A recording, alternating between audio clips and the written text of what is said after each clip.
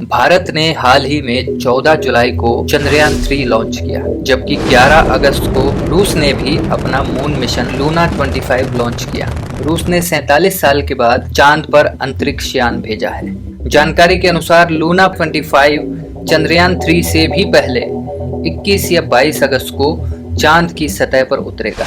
हालांकि चंद्रयान 3 और लूना 25 दोनों ही चंद्रमा के साउथ पोल पर लैंड करने वाले हैं, लेकिन इन दोनों मिशन के उद्देश्य अलग अलग हैं। जहां भारत के चंद्रयान 3 को चांद की यात्रा पूरी करने में 40 दिन लगेंगे, वहीं लूना 25 केवल 10 दिनों में चांद तक का सफर पूरा कर लेगा। लेकिन इसकी वजह क्या है? ऐसा इसलिए है क्योंकि लूना 25 को एक हाई पावर रॉकेट चलाता है, वहीं चंद्रयान 3 ये दूरी तय करने के लिए चांद और धरती के गुरुत्वाकर्षण फोर्स का प्रयोग करता है।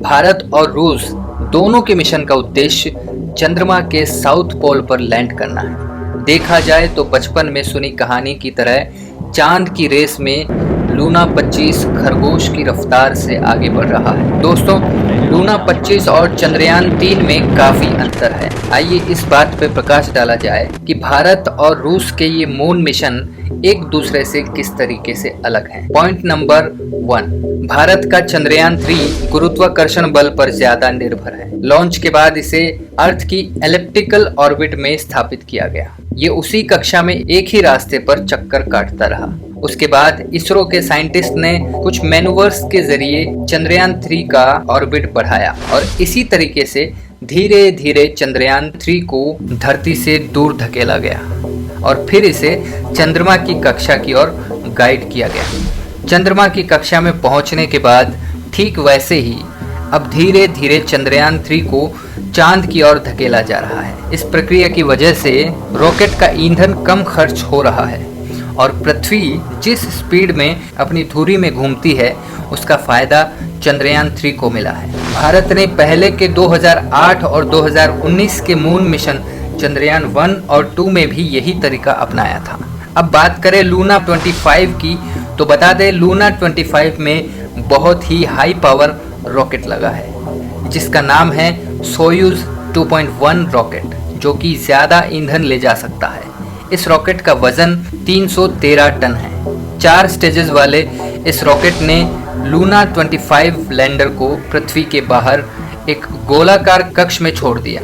ये इसे चांद की सतह तक पहुंचाने के लिए पर्याप्त क्षमता प्रदान करता है और इसी सोयूज रॉकेट की वजह से लूना 25 को पृथ्वी की कक्षा में ज्यादा इंतजार नहीं करना पड़ा। वहीं चंद्रयान 3 का रॉकेट छोटा है, जिसकी वजह से रॉकेट इतना वेग क्रिएट नहीं कर सकता। वेलोसिटी ज्यादा होने से रॉकेट की स्पीड बढ़ती है।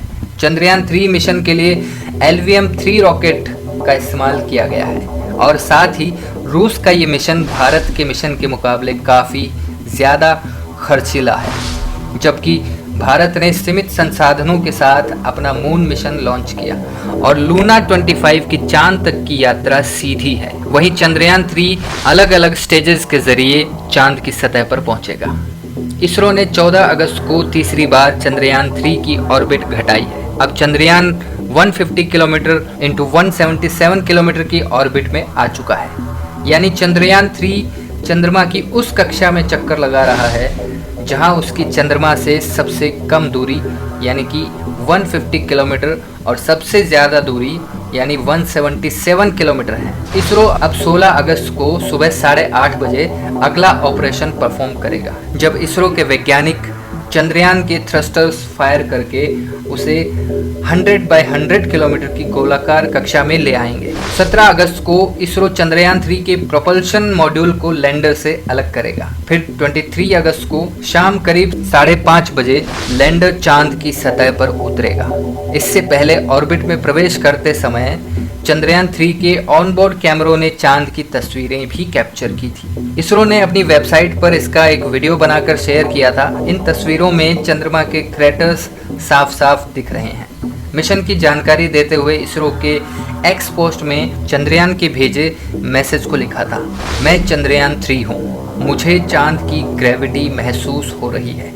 दोस्तों उम्मीद की जा रही है कि चंद्रयान 3 23 अगस्त 2023 को चंद्रमा की सतह पर सॉफ्ट लैंडिंग करेगा और रूस का लूना 25 उससे 2 दिन पहले यानी कि 21 अगस्त को चंद्रमा की सतह पर लैंडिंग कर सकता है। दोनों के मिशन ड्यूरेशन की बात करें तो लूना 25 के लैंडर को करीब साल भर तक चांद की सतह पर रहना है और चंद्रयान 3 के लैंडर और रोवर को चंद्रमा के 1 दिन के बराबर यानी कि पृथ्वी के 14 दिन तक चंद्रमा की सतह पर रहना है। लेकिन दोस्तों दुनिया भर के वैज्ञानिकों की दिलचस्पी चंद्रमा के साउथ पोल पर ही क्यों है? क्योंकि उन्हें लगता है यहाँ पर बर्फ जमा हो सकती है और अगर ऐसा है तो उसकी मदद से ऑक्सीजन, ईंधन और पानी निकाला जा सकता है। लूना 25 के लैंडर के साथ रोवर नहीं है, जबकि चंद्रयान 3 के लैंडर के साथ रोवर भी है। लूना 25 के लैंडर का वजन 800 किलो है और चंद्रयान 3 के लैंडर का वजन 1752 किलो है। आज तक सिर्फ 3 देश ही चंद्रमा पर सफलतापूर्वक उतरने में कामयाब रहे हैं, जिसमें है सोवियत संघ, अमेरिका और चीन। अगर मिशन कामयाब रहा तो भारत और रूस में से कोई एक चंद्रमा के साउथ पोल पर सबसे पहले उतरने वाला देश बन जाएगा। 1976 में लॉन्च किया गया लूना 24 चांद की करीब 170 ग्राम मिट्टी लेकर सुरक्षित पृथ्वी पर वापस लौटा था। इस बार रूस का लूना 25 चंद्रमा की साउथ पोल की सतह पर ऑक्सीजन की खोज करेगा। इसके अलावा लूना 25 चंद्रमा की आंतरिक संरचना पर भी रिसर्च करेगा। चंद्रयान 3 मिशन का उद्देश्य इस बात की जांच करना है कि चंद्रमा की सतह पर भूकंप कैसे आते हैं और इसके साथ ही चंद्रमा की मिट्टी का अध्ययन भी करेगा। वैज्ञानिकों ने चांद पर एक विशेष हिस्से को चुना है जिसे हम लूनर साउथ पोल के रूप में जानते हैं। दरअसल इस क्षेत्र में पानी और खनिज पदार्थों की उपस्थिति की संभावना हो सकती है और आगामी काल में क्या मानव चांद पर अपना घर स्थापित कर सकता है या नहीं, उसका भी पता लगाया जा सकता है। अब मैं इजाज़त चाहूँगा। जानकारी अगर अच्छी लगी हो तो लाइक, शेयर एंड कमेंट करें और इस तरह की वीडियो की रेगुलर नोटिफिकेशन पाने के लिए सब्सक्राइब करना ना भूलें। धन्यवाद।